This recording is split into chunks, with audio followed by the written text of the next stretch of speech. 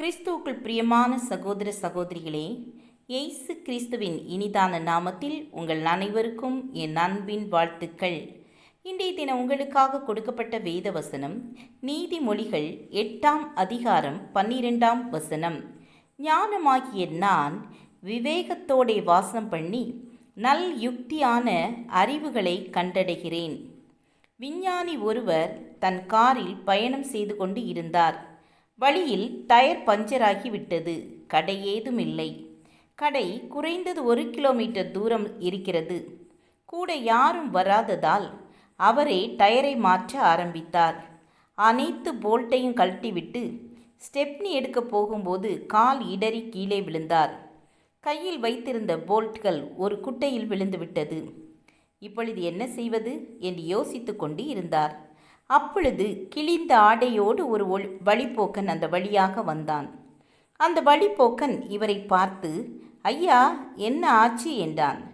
இவரோ இவனிடம் சொல்லி என்ன ஆகப் போகிறது என்று எண்ணிய விஞ்ஞானி, ஒன்றுமில்லை, நீங்கள் போகலாம் என்றார்.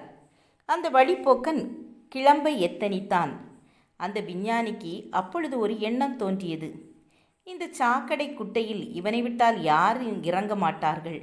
அதனால் இவனை இறங்க சொல்லலாம் என்று எண்ணி அவனிடம், நான் எவ்வளவு பணம் வேண்டுமானாலும் தருகிறேன், அந்த குட்டையில் விழுந்த என்னுடைய போல்ட்டை எடுத்து தாருங்கள் என்றார். ஓ, இதுதான் உங்கள் பிரச்சனையா?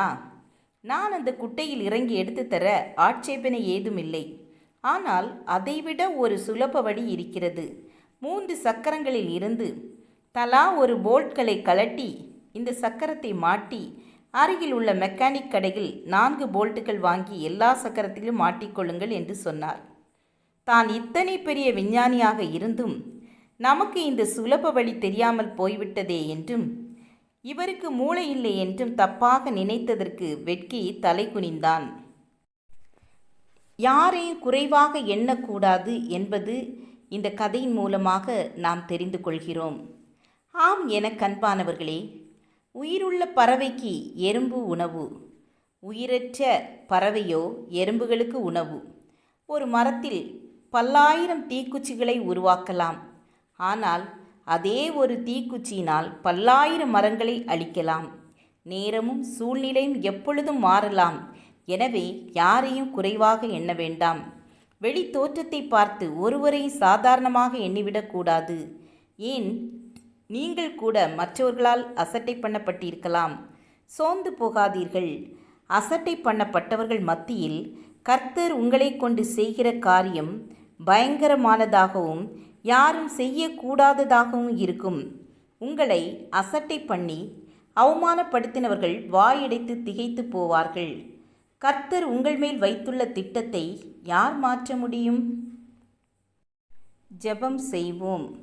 கிருபையும் இரக்கமும் நிறைந்த கர்த்தாவே, யாரெல்லாம் மற்றவர்களால் அசட்டை பண்ணப்பட்டிருக்கிறார்களோ அவர்களை கொண்டு பலத்த காரியங்களை செய்யுங்கப்பா.